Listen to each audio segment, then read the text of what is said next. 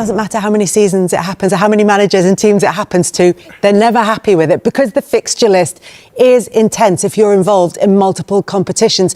And that's what we have to factor in when we look at the remaining fixtures for both Arsenal and Manchester City.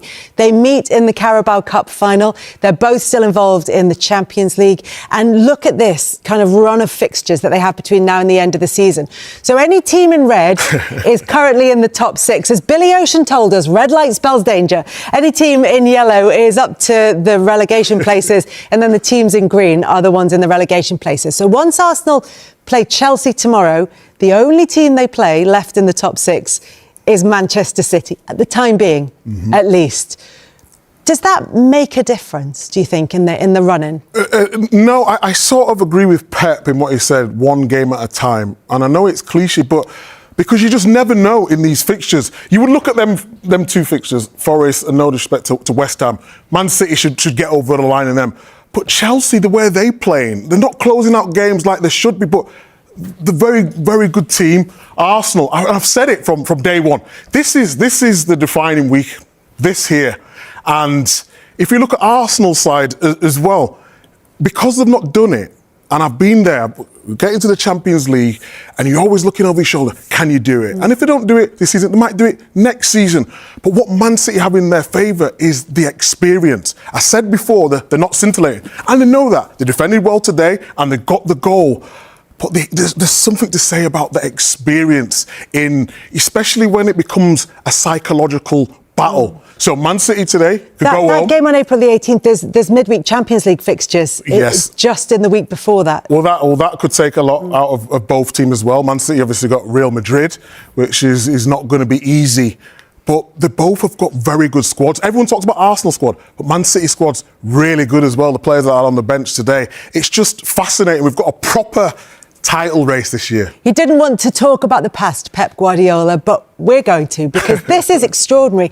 This is how Manchester City typically finish a Premier League season compared to how Arsenal normally do. Now, if this were the case here in 23-24, where they were 3 points better off than Arsenal, even City's worst finish compared to Arsenal's best would be enough for Manchester City to win the league title.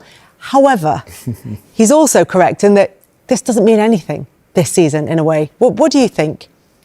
I think it means something because you've done it before, and that, again, I'm going back to the experience. But when we won the league, we had to beat Man United, so Arsenal have to do it at some point, and that's why it's taking every game. Don't be looking at fixtures saying, "Oh, we're going to get points here, we're going to get points there," because goals or a sending off or whatever could change a game at the right or wrong moment for you. They've just got to focus on the task in hand. However, I just feel, and that's why I said, everyone was talking about Man City saying they're not quite there, but they might not have to be quite there. I don't think the league's been amazing this season. Liverpool have not been it. Chelsea have had a new manager. Spurs have. Arsenal started really well, went through a little bit of a blip, but then Man City looked like they were going to challenge and then fallen off a little bit. And Man City now just doing their business quietly. Everyone's writing them off. But you can never write off Man City. Every time you try to write off Man City, they make you look stupid. So I think it's going to go all the way to the wire, but I think the pivotal game is obviously at the Etihad. On April the 18th, between Arsenal and Manchester United, or between Manchester City and Arsenal, is what I should say. And it's not just about how strongly Manchester City finished the season. It's not just about the experience of the players. It's the fact that Pep Guardiola has this record of winning league titles in pretty much every season, certainly the vast majority of seasons that he manages club. 12 with 2 runners-up and 2 third places for him. I mean, that kind of experience, I was going to say can't be bought, but you can employ that kind of experience, but it's invaluable in the team. Yeah, it's pretty impressive, isn't it? I think he's never gone 2 consecutive seasons, is it, without winning a title. So I think the 2 third-place finishes we talked about off-air was his first season and last season. So he definitely knows what it takes to win the title. Of course he does. But I think Arsenal are better equipped this year, I'll be honest. I think in terms of defensively, attackingly? Yeah, defensively, I think all over the pitch they're solid. Okay, they're maybe not playing free-flowing football that you maybe expect a title-winning side to do, but you don't have to. Correct. You just win the league by all means necessary. Do whatever you have to do to win the league, and I think they might just have enough. But yeah, listen, it's all setting up for a fantastic end of the season. But Pep knows what it takes to win a title. Micah, you know what it takes to win a title as well, pre-Pep Guardiola. And you mentioned that title-winning season when you're chasing down Manchester United until it all came to a head in the game against them, the 1-0 win against them. Does this, it's not exactly the same, but does this feel similar to that season, or can you see similarities? It does, because we went to Old Trafford and we won 6-1. We got a little bit ahead of ourselves, let's say. We thought we were the better team. We looked at our squad and thought, yeah, they've got some top players, they've got experience. However, what we've got on the pitch and our bench, we always thought maybe it's a little bit stronger. If we needed to make a tactical change, I think we had more for the bench than them. And then when Vincent Kompany scored that header, he just started to believe. But it was mad, because the game when we won the league, that QPR, and that's why we're talking about with the fixtures, expecting that game to just go swimmingly well, no problems at all. But the way it happened, Dzeko and then Aguero, last minute of the game was just incredible. And you go through, and people are talking about Arsenal, and they're talking about the very emotional, but so are we. You have to be emotional, because winning the Premier League, especially as a young boy who wants to play football, it's absolutely everything. I was content with the FA Cup the season before. You go and win the Premier League, it's dreamland. So when people say Arsenal are overreacting and they're very emotional, at times if you look at Arteta on the sideline, maybe, but he knows how much it means. And as a player, you look at every single detail. I remember going before a game and just thinking, I don't know if I can do this. It's too much for me. And then, you win your first challenge and then you grow into it. And that's what Arsenal have to do. Yeah, that fear of success is a really strange phenomenon. But for Manchester City and for Arsenal, this is going to be a fantastic run-in. They're also going to play each other, Micah, in the Carabao Cup final a couple of weeks' time. I just wonder if whatever happens here has a bearing on what happens on April the 18th or whenever they play each other. You wouldn't be human if it didn't. If Man City were to win that... generally teams don't win both, do they? If this kind of situation but it's the confidence that it gives you. If they go gives with you that, psychological battle. But however, if Arsenal were to win that, it gives them the belief as well. That's why this season it's so entertaining. And also it'll tell us about maybe their focus. So if one of them is like, the league is the one in our sights, sometimes the cup competition can kind of go by the wayside a bit. But we'll at least get a little taster before we get to the main course. Yeah, listen, it's all setting up to be a fantastic end of the season. I think I'm with you guys. I think it's whoever wins that cup, it could give them a psychological big boost. It'll be interesting to see if City do get ahead of Arsenal, how Arsenal then react, and even how City react by being in front, because there's a totally different pressure. It's easy to chase. It's harder to stay there. So it'll be interesting if they do manage to get there, just to see what it's, how they go about it. Yeah, and we talk about the title race. Let's open up the conversation to that. Look, Pep has never gone successive seasons as a manager without winning a title. He's won, titles in 12 of 16 seasons. He is a genius. Well, he's going to win one this year for sure. Which one will he win? He's got 4, so... Yeah, he's got 4, but Arsenal have 4 as well, so... Yeah, I don't know which one he's going to win, but he's going to win one. And he might win 2, he might win 3. Most likely to win? Well, I think they'll beat Real Madrid in the Champions League. Second legs at the Etihad, I think they'll beat them. Obviously in the EFL Cup final against Arsenal, let's be honest, they're probably favourites in that.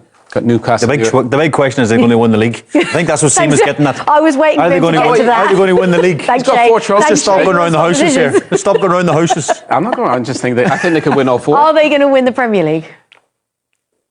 Oof. Well, I think it goes up. The game at the Etihad is obviously against Arsenal. I think that's the one. They have the experience in their favour. I think right now, for me, Arsenal are still favourites. I think they found a run of form. But if you look at, some of the games that they have coming up. 33 could be the defining moment. That's the game. If Arsenal draw there, I think Arsenal win the league. But, again, you look at Arsenal's fixtures, they don't really... I think Arsenal are favourites in a lot of those games. If it's neck and neck when it comes to that big game when they play each other, it'd be interesting to see how Arteta approaches that game.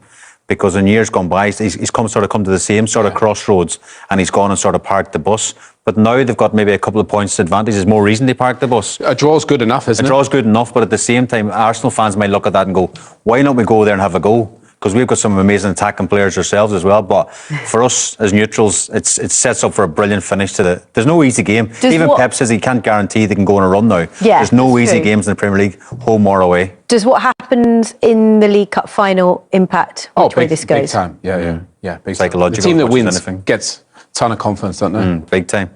I think if City beat them in the final, I think that Game on. they could throw Arsenal a big time. Just purely from a psychological point of view, they've got this sort of thing over them that they're going to be stronger, going to finish better, and Arsenal have not been there before.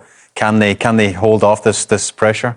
Yeah, there is pressure, isn't there? Yeah. But this is exactly why we love the Premier League, because it looks like this is going all the way down to the very end. But let's take a look at that record that we mentioned there for Manchester City so far this season. Across those 11 games, he's hit the ground running for City. He comes in, yes, he knows the league, but you asked him about it there. Coming in and delivering what Pep Guardiola expects from you, when you're asked to play in slightly different positions, it's not as easy as he's made it look. Yeah, I mean, he's just got that true quality, hasn't he? And I think we always say when players go to a new club, they need time to adapt. But what he brings, that pace, that power, and the football IQ to do what Pep wants, I think that is the most important. Because when you're playing up front with Haaland, balls going up, and then you're playing up with Mamouche, but like defensively, he's had to drop into positions as well where it's probably new to him, and then getting the ball out wide.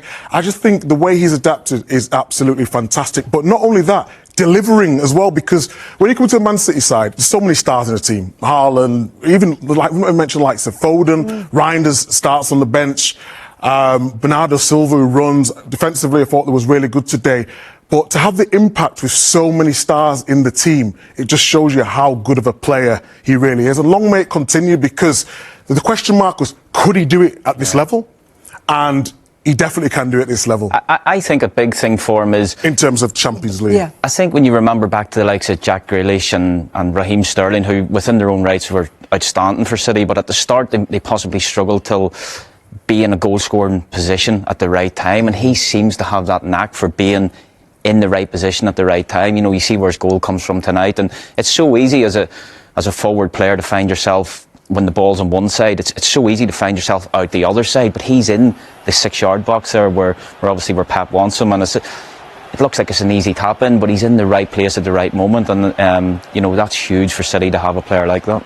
I remember hearing some of Lionel Messi's teammates saying, actually, when you're playing with great players, sometimes understanding what they're going to do next, it can be the problem. But his awareness of where these players are going to be, he said, you're playing with great players makes life easier for him. But it's the awareness of what they're going to do, Micah. Yeah, I think the most important thing we've got to show Shirky there. He was playing more in those positions, but because Leeds was so compact, he would find himself out wide.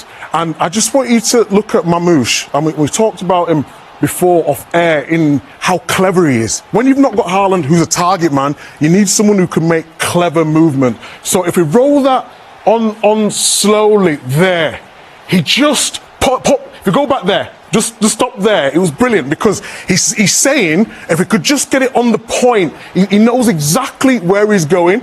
Roll it on slowly, and just until you see that point, he knows this is where the space is now, because he's now in the mind, he's lost his man. He probably should be in this position, but because we know him on the ball, Shirky is such a genius. Now that little run from Mamouche opens up that space for Aït-Nouri, and there's the run we're talking about. Exactly what Stuart talked about in terms of everyone wants the ball to feet. You'll get goals at the back post. You mentioned Sterling. He was the master at it, and when you've got top players around you, you get goals like that for fun in Man City. And I just thought it was a really well-worked goal in terms of the rotations, someone coming in, someone going out, and someone being on the end of it. Brilliantly worked. Yeah, he's settling so well and has settled in so well to life at Manchester City. We saw at the final whistle, Daniel Farke was given a red card. He was very angry with the refereeing team. We've not heard from him. The point that was made in that interview, actually, that this is all new for him, being in a title race, and he's handling the pressure very well. Yeah, but he deserves the opportunity to play with the best team, or one of the best teams with the best players. He's a fabulous player. He can play on the left, he can play through the middle, he can play on the right, played as a split striker today. You know, I love watching him play. He's so versatile, he's athletic, he's a good finisher. And that's where you want to be as a football player. You want to be at the top. You know, he's come all the way through the ranks. It's quite an amazing story, really. And to see a kid like this, the more he takes on, the better he gets. I think he's going to grow into he's already a great player. I think he's just going to get better and better. He's so fun to watch. And especially with the players that he's playing with now that are top class and under the guidance of Pep Guardiola.